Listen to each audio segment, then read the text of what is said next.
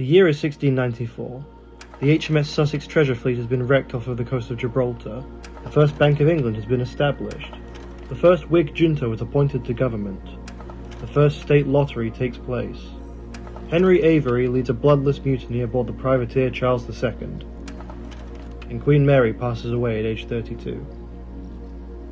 The year is now 1717. The first modern Freemason Grand Lodge is built in London. The pretender James Stewart seeks refuge with the Pope, and the Indemnity Act sets free all Jacobites. It was also in 1770 that a map of Bath, as drawn by Joseph Gilmore in 1694, was extracted by Dr. Guidot. Who is this map for? Why was it important? What does it tell us about the time in which it was drawn? And how does one map tell a story which would change the structure of Bath forever?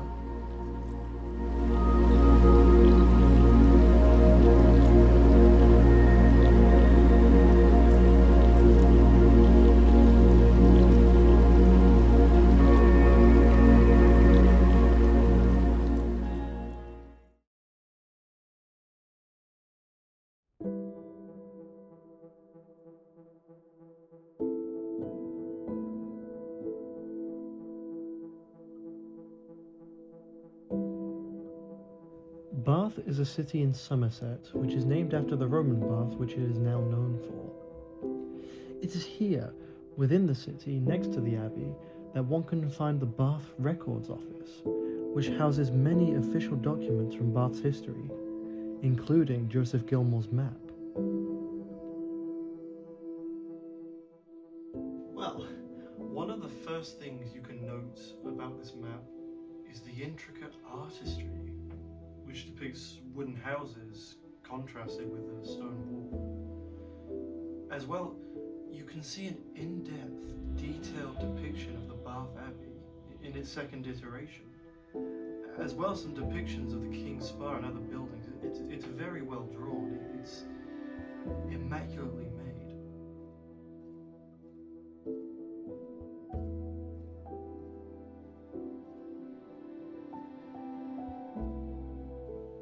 You can see that the edges of the map are lined with taverns and inns, and the names and a depiction of the frontal facades just all around, which is also amazing. But you can also see that there's very choice labeling, as there are keynotes several points of interest on the map along the side, but it also points out a fives court, which was very popular in Somerset at the time.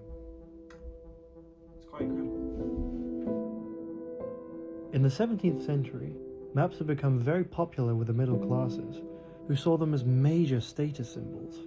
Skilled engravers would be hired to lavishly embellish maps onto stone to be displayed in walls in the home. Something else which has become very popular across Somerset at the time was the game of fives.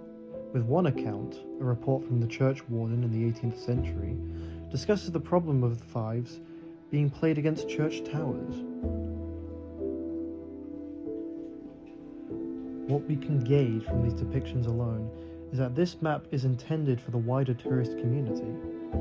But this line of inquiry goes much deeper, paving the way to how this map symbolizes the fundamental change in Bath's history at the turn of the century.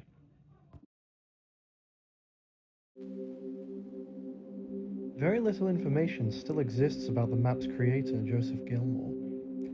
Gilmore was a teacher of mathematics in Bristol, as stated in a small description in the top right-hand corner, which was typical of cartographers in the early ages of map development, given that maps required measurements for which maths was the science of. There is a lot of information which we can also derive from the small description in the top right-hand corner, which suggests much about the historical knowledge at the time. Well, you can just about read in the corner that Bath had been supposedly built by blooded King of the Britons in the Julian period, 3850 of the creation of the world, 3,140 years before the birth of our Saviour Christ. And so what this seems to tell us about contemporary historians is that they believed Bath was founded somewhere around around 3114 BCE, but also that the Earth itself was only by their time only 8,684 years old.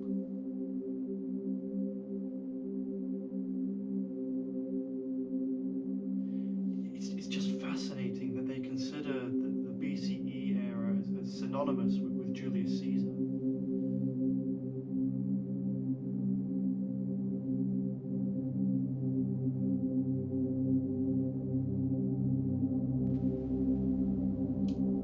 There is perhaps more significant historical practice being shown here, as it suggests that they know King Alfred ruled Bath in 900 BCE by the fact that they have his son's minted coin from around 930 BCE.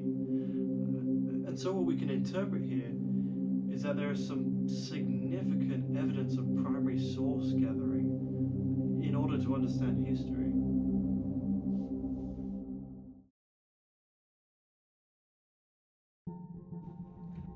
Though the city of Bath is now known for its Roman ruins, this is not the case in the twilight of the 17th century.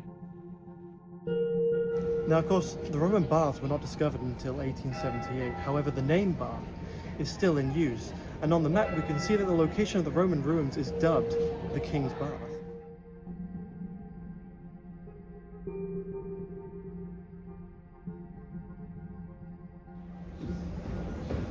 So the hot spring is still being used centuries after the fall of the Western Roman Empire. This gains national attention when a book is published in 1676 called A Discourse of Bathe and the Hot Water. Also some inquiries into the nature of water.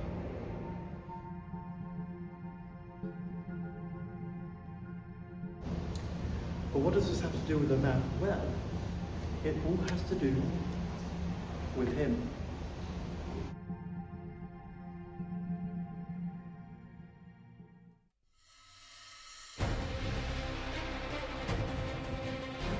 It's 1183 BC, and the twilight of Troy is at hand, as brave Aeneas flees the burning city with his father and son on his back.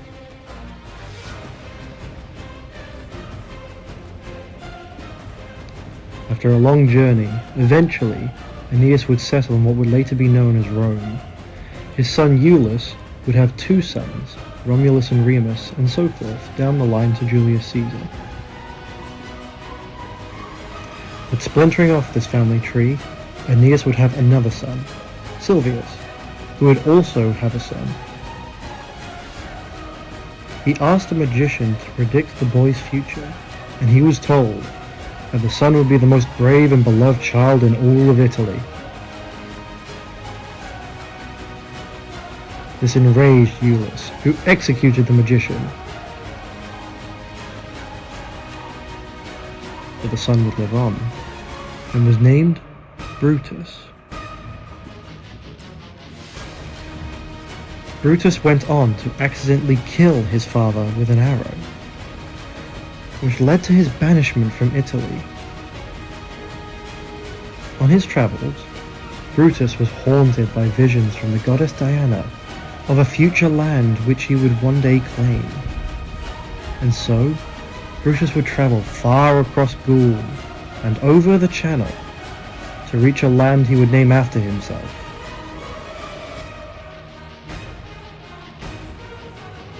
Britain.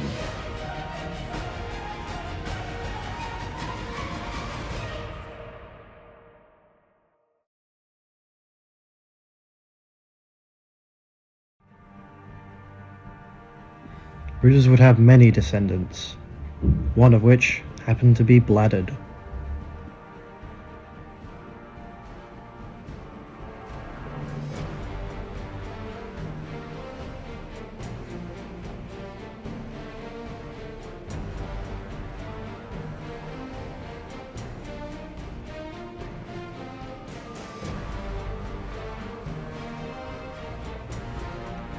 When Bladud was a young man, he was sent by his father to Athens to study liberal arts. Whilst there, Bladud would contract leprosy and was imprisoned upon his return home as a result.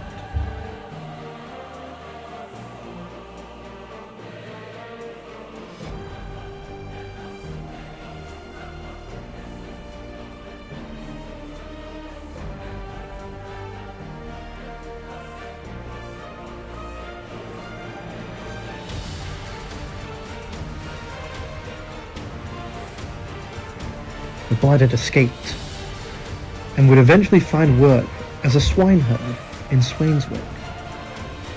It is there that he would make his greatest discovery.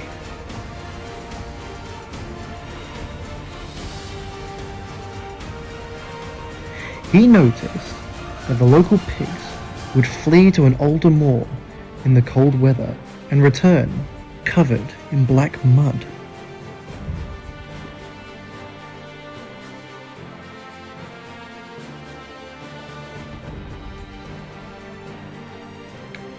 Lad had noticed that the black mud was warm to the touch, and also that the pigs did not suffer skin diseases as others did, and so he too would bathe in the mud, and found that he was cured of leprosy.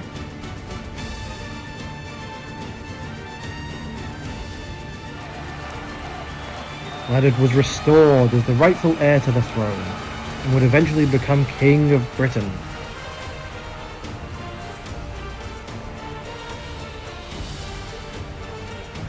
And as king, he would use his divine magic to create the hot spring and the temple around it, and dedicate it to the goddess Athena.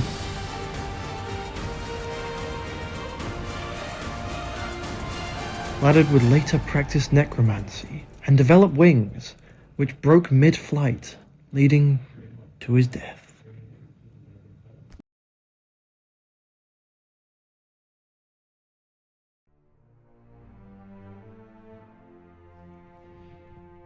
Did you enjoy that story? Well, the people of Britain in the 18th century certainly did.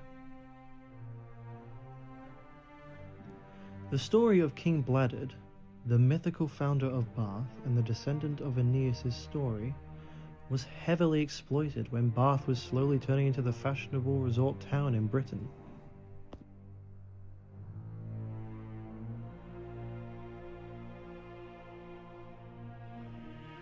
What does this have to do with Joseph Gilmore's map? Well, on the surface, we can see some linking, as indeed the second line of the small inscription we can see King Bladud is indeed mentioned. But much more than this, what we can interpret is how this map served to help change Bath, and it starts with the mentioning of King Bladud.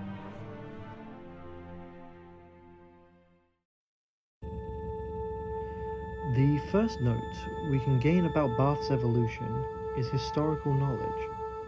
Indeed, Bath was not founded by Bladud, but rather was settled by Britons as far back as the Bronze Age, with the baths themselves being dedicated to the indigenous British goddess Sulis. Then later, during the Roman Empire, this was changed to Minerva Sulis, given the misinterpretation of the gods being one in the same. Minerva being the Roman name for the Greek goddess Athene. Then, the baths are considered to have magical healing properties, which is proven. In 2024, the baths contain antimicrobial compounds, which could be used to treat certain pathogens. Compare this to the story of Bladud, and whilst this is not the same story, we can see some natural evolutions. Bath is still uncovered by a Roman descendant, led there by locals, and is still found to have medical properties, which leads it to being dedicated to the original goddess Athene. This map shows a fascinating evolution of foundational history.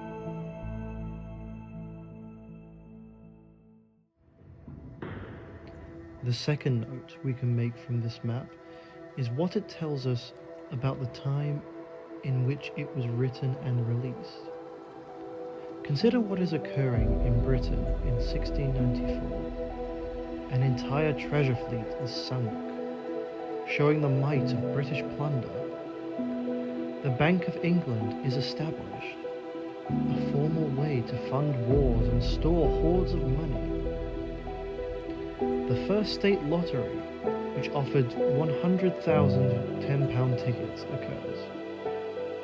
This leads to the establishment of the Million Bank and its prohibition.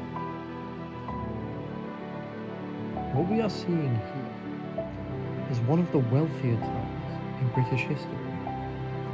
And with the more liberal Whigs in power, what we are seeing is the emergence of the moderate, of the lesser disparaging, of the middle classes. And that's who the map is made for. It's an advertisement. The story of King Blood, the artistry with which the map is made, the display of every tavern and inn, these are all things which call in tourists. Come to Bath, stay in our mythology, see all the wonderful constructions, be with us.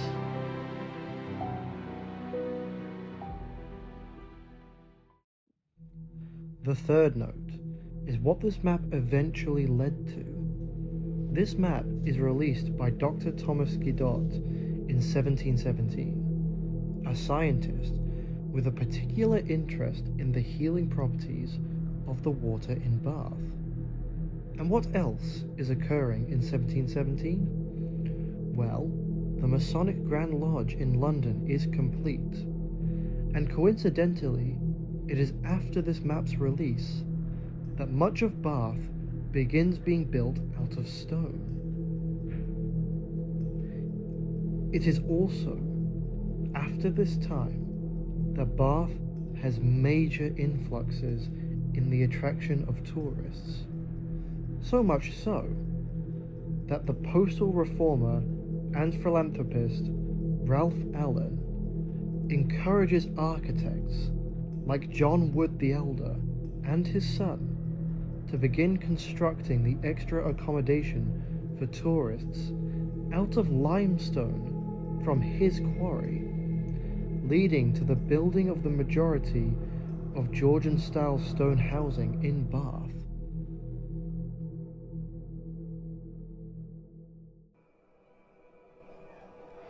In summary, what this single map of Bath does is inform us about contemporary knowledge of Bath's history, is indicative of the economics and the interests of the middle class in the time in which it was drawn, and serves as an advertisement which played a key role in changing the city of Bath into the iconic Georgian city we see today.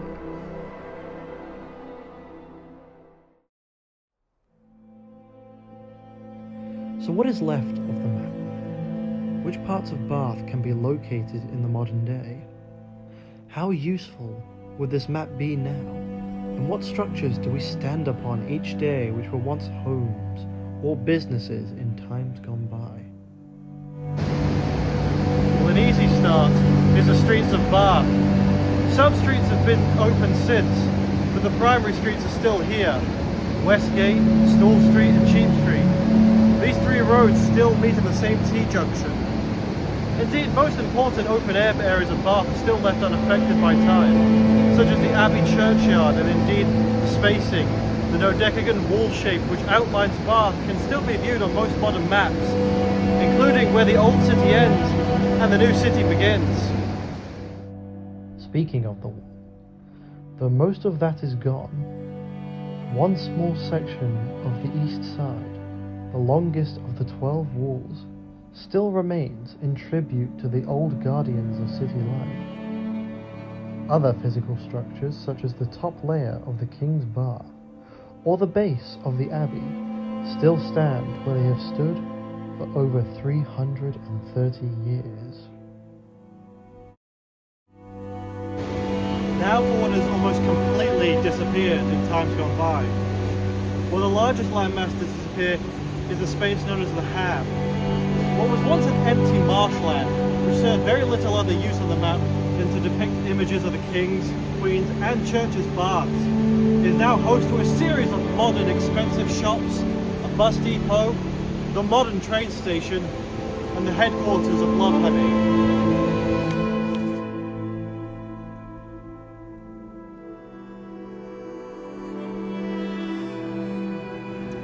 But something which has also since left us is the vast majority of the Bath Abbey.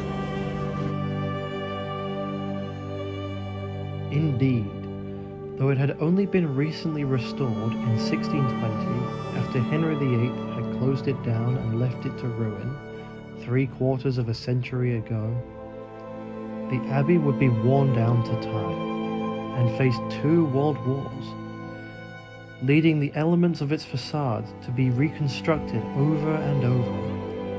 And though the ship of Theseus could be used to imply continuity of identity as a key factor in identity, there is little left of the stone and glass which was once drawn 3 centuries ago.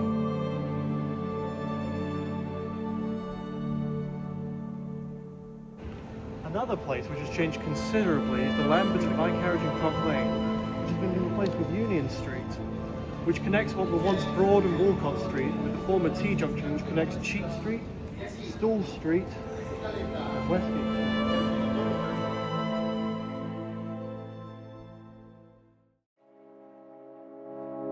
Joseph Gilmore's map of Bath is an artistic masterpiece and a timestamp of a Bath in days gone by. It shows to us a fascinating insight into the world in which the people of Bath lived at the turn of the 17th to 18th century.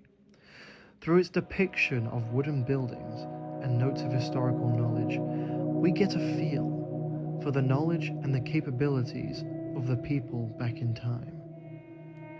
But what this also tells us, what we gain from this piece, is a symbol of change, a piece of enlightenment on how it was that Bath, and indeed Britain, would evolve 100 years into the modern era.